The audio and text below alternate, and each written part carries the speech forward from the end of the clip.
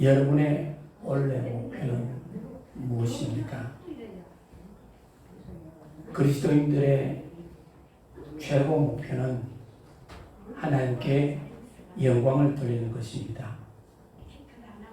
하나님께서는 가장 우선적으로 예배를 통해서 영광을 받으시고자 하십니다.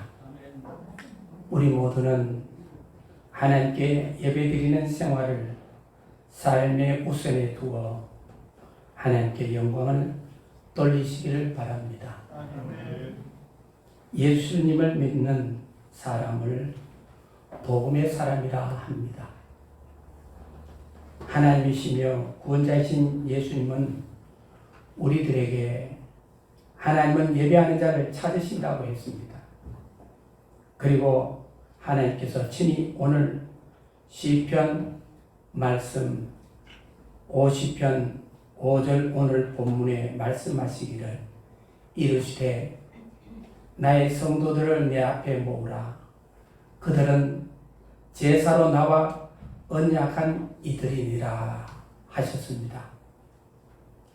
하나님께서 이스라엘 백성들을 저 세상 애굽에서 구원하여 내실 때에도 내 백성을 광야에서 예배하게 하라고 모세에게 말씀하시고 바로에게 가서 전하라고 하셨습니다. 그래서 복음의 사람이 예배자로 사는 것은 최고의 영광이요 하나님 백성의 최고의 특권이자 최대의 의무인 것입니다. 하나님은 예배하는 자를 기뻐하시는 것입니다. 그런데 이런 예배하는 삶의 자리가 무너지게 되었습니다. 2019년 11월 중국 우한에서 처음 보고된 코로나19라는 신종 바이러스가 퍼지면서 지금까지 경험해 보지 못한 새로운 일상을 맞이하게 되었습니다. 코로나19 팬데믹 상황과 창고라는 전염병 앞에서 정부는 거리두기와 예배 인원 제한 및 집합 금지라는 행정명령이 내려졌고 이로 인해 교회는 한 장소에 모여 한 공동체로 예배할 수 없었고 교제하는 길도 막혀버렸습니다.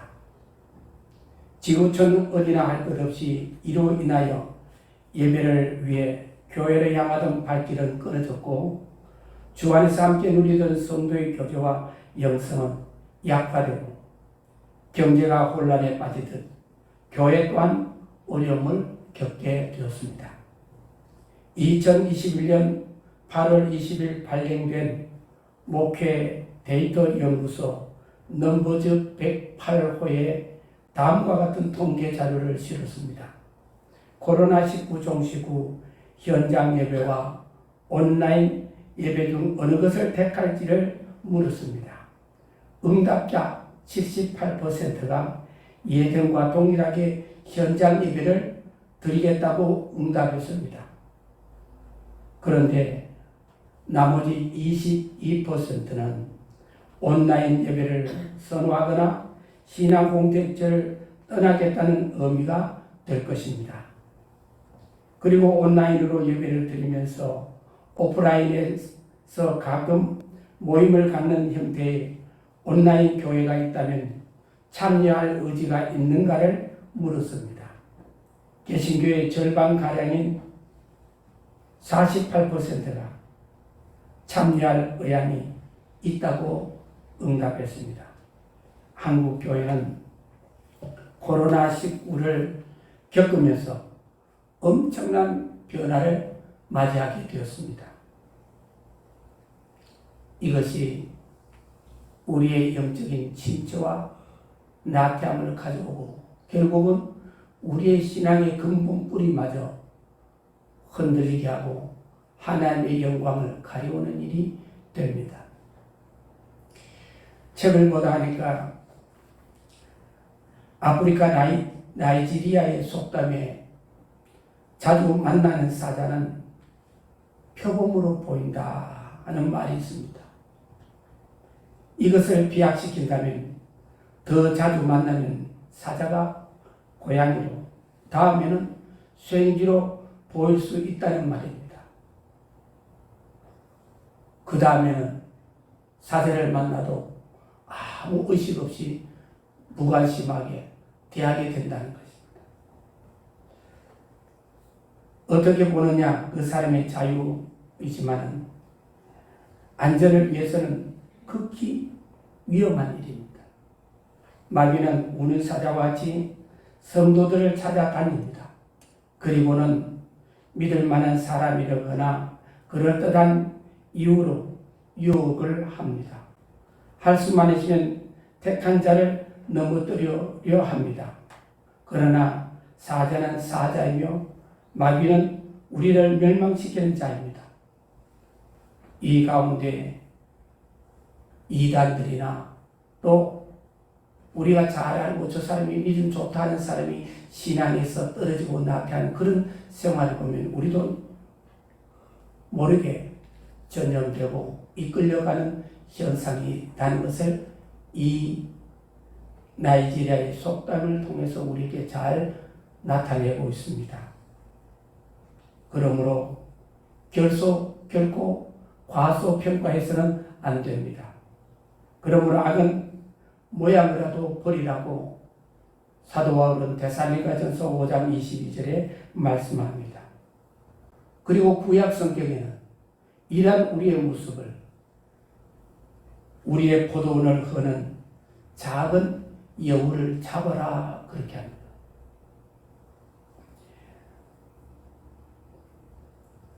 복음의 사람은 예배가 생활의 우선입니다.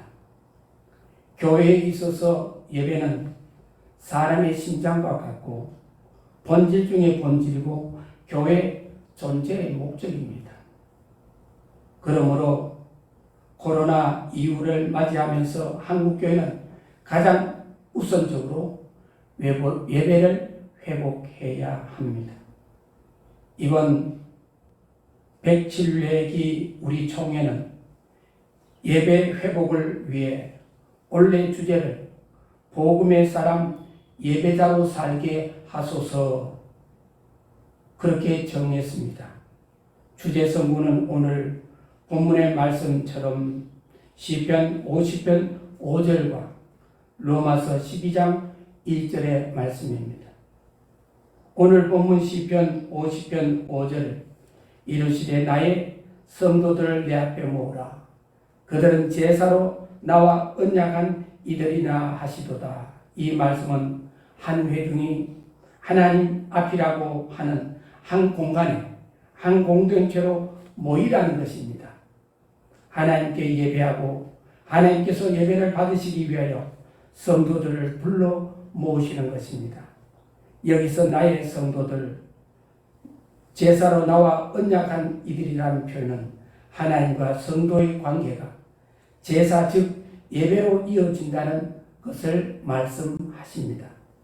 즉 하나님의 백성은 하나님께 예배하는 자들로 부름받은 자이며 하나님과 예배자로 언약을 맺은 자들이라는 것입니다. 시편 50편은 하나님과 인간은 예배로 언약 맺었기 때문에 하나님이 기쁘시게 받으시는 예배가 되기 위해서는 가장 중요한 것이 진정성이라는 것입니다. 진정성은 제물의 종류나 양이나 또 예배의 횟수나 부지런함이 있지 않습니다. 예배의 진정성은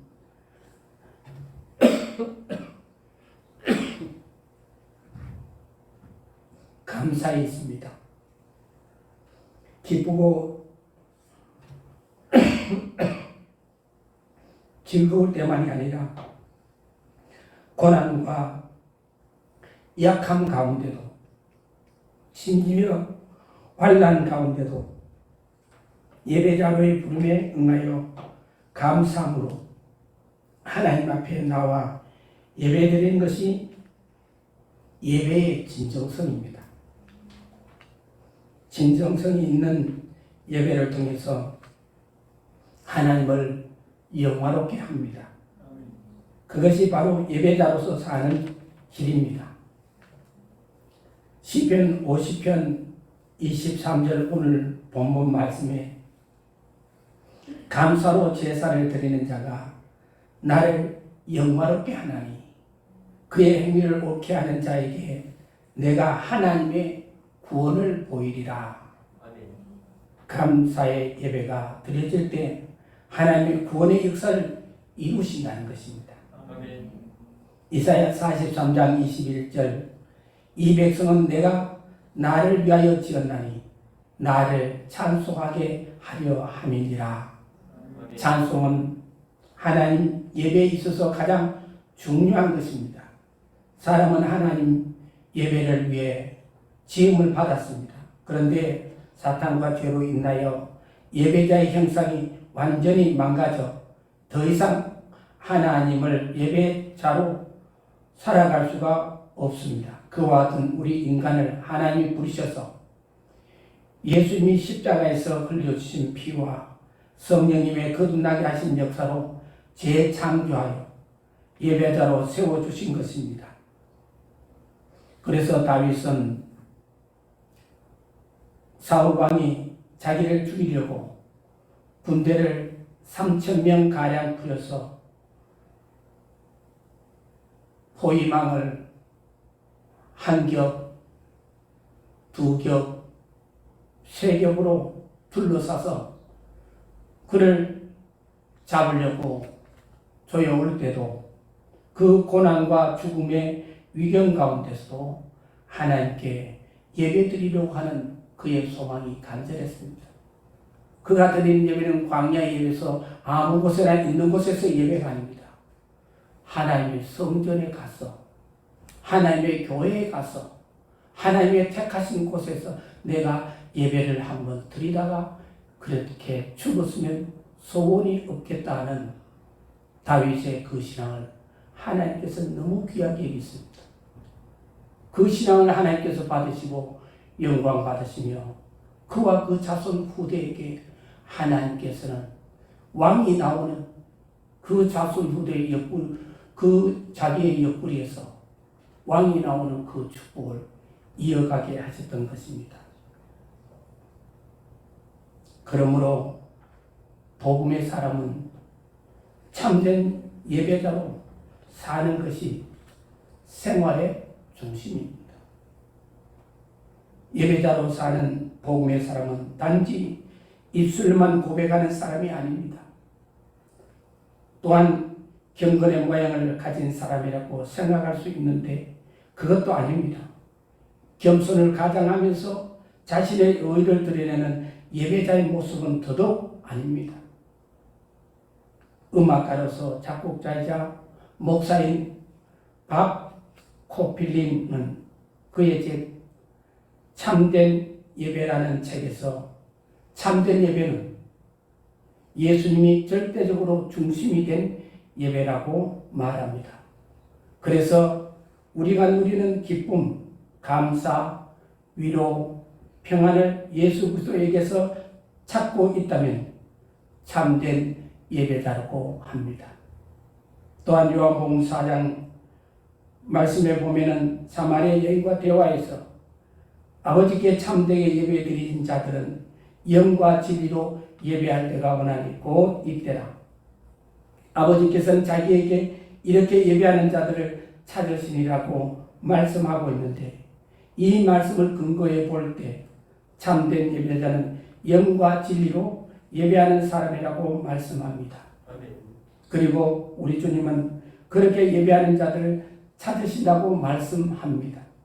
그런데 오늘 말씀에서 예배자로 사는 복음의 사람은 제사로 하나님과 언약한 자들이라고 말씀하고 있습니다. 하나님과 제사로 언약을 맺은 사람이 예배자로 사는 복음의 사람이라는 것입니다. 그래서 복음의 사람은 예배자로 사는 사람으로 예수 그리스도를 구원의 주님으로 경험하고 오직 삼위일체 하나님만이 참된 예배의 대상이라는 것을 인식한 사람입니다. 그리고 복음의 사람은 교회에서 예배자로 하나님께 영광을 돌리며 찬양을 드립니다. 복음의 사람은 교회에서 예배자로 하나님께 예배를 드립니다. 하나님을 예배하는 우리는 성전 중심으로 하나님께서 말씀하신 신명기 12장 13절에서 14절에 분명히 말씀하고 있습니다. 너는 가서 내게 보이는 아무 곳에서나 번제를 드리지 말고 오직 너희 한 지파 중에 여호와께서 택하실 그곳에서 번제를 드리고 또 내가 네게 명령하는 모든 것을 거기서 행할지니라 했습니다. 모세는 이스라엘 민족이 가나안에 들어가게 되면 하나님께 제사를 드리게 될 때 광야에서처럼 이방신을 섬기듯 아무 곳에서나 드리지 말고 오직 하나님의 약속이 있는 성막 교회에서 드리게 하였습니다. 택하신 예배 처소에서 공적으로 정해진 시간에 함께 모여 예배 드리라는 것입니다. 대면 예배를 통하여 하나님의 임재 가운데 우리가 예수님의 성육신과 부활 사건에 전인적으로 참여하게 되며 성도들 간에 서로 섬김과 나눔이 일어나고 거룩한 코이노니아가 실현되어 성숙한 신앙인으로 성장하게 됩니다. 공적으로 일정한 시간과 장소에서 예배를 드림으로 하나님과의 인격적 만남을 더욱 깊이 체험하게 되며 교회가 그리스도의 몸임을 분명히 깨닫게 됩니다. 결과적으로 대면 예배는 하나님께 더 큰 영광이 되고 우리에게 더 풍성한 은혜를 누리게 할 뿐만 아니라 생명력 있는 믿음으로 우뚝 서게 할 것입니다. 말씀을 냈습니다. 하나님을 예배하는 사람은 그리스도인이라는 분명한 자기 정체성을 가집니다. 그래서 복음의 사람은 예배자로 하나님께 영광을 돌리는 사람입니다. 바울처럼 부활하신 주님을 만나는 경험을 통해서 옛사람이 벗어지고 새로운 사람으로 태어나는 신비의 경험을 예배를 통해서 말씀을 통해서 이루어집니다. 바울에게 있어 이 경험은 분명한 자기 정체성을 가지게 하였습니다. 그리고 모든 삶을 통해 자신을 산 제물로 드리려 온 세상에 복음 전파하는 삶을 살았습니다. 그리고 예수님을 만난 경험이 있는 사람은 베드로처럼 분명한 자기 신앙 고백이 있습니다. 주는 그리스도시요 살아계신 하나님의 아들이라고 말합니다.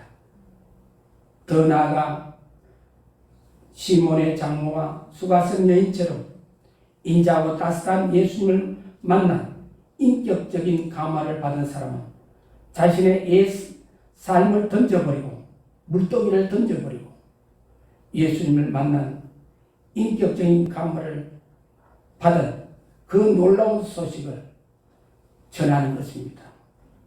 예수님을 전하는 삶으로 변화됩니다.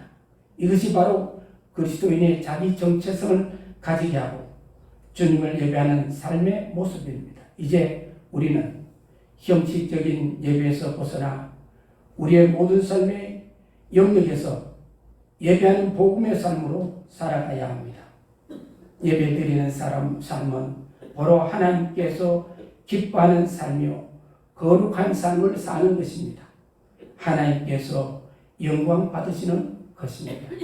오늘 우리 주님은 우리 모두를 주님을 참되게 예배하는 복음의 자리로 이 시간 저와 여러분들을 초청하고 계십니다. 이 초청 앞에 순종함으로 나아가시기를 주님의 이름으로 축원합니다. 기도드리겠습니다. 하나님 아버지, 새해 벽두에 우리에게 이렇게 귀한 말씀 주시니 감사합니다. 주님께서 친히 나타나신 이 주연절 두 번째 주일에 하나님 복음의 사람 예배자라는 귀한 아버지의 말씀으로 들려주시니 감사합니다. 이 말씀은 우리 총회가 총회 주제를 삼고 허물어져가는 한국교회 강단을 회복하기 위해서 온 교회가 힘쓰고 애쓰는 말씀의 주제입니다. 우리 대구 동교회도 코로나로 인해서 허물어진 하나님의 귀한 강단이 예배가 회복될 수 있도록 축복해 주시옵소서. 복음의 사람으로 참되게 예배하는 자가 되게 하여 주시옵소서. 예배의 자리가 무너졌습니다. 주님, 우리의 신령에서부터, 우리의 교회에서부터, 우리의 가정과 모든 삶에서 예배의 자리로 회복되며 돌아올 수 있도록 축복해 주시옵소서. 복음의 사람은 예배가 삶의 우선이 된다고 했습니다. 아버지 하나님, 우리 삶의 가장 우선이 예배가 되게 하시고 교회 중심으로 예배 드리게 하시고 예배를 삶의 실천으로 아버지의 이행할 수 있는 저희들 되사 하나님께 영광을 돌리는 저희의 모든 삶 되게 하여 주옵소서. 예수님의 이름으로 기도드리옵나이다. 아멘.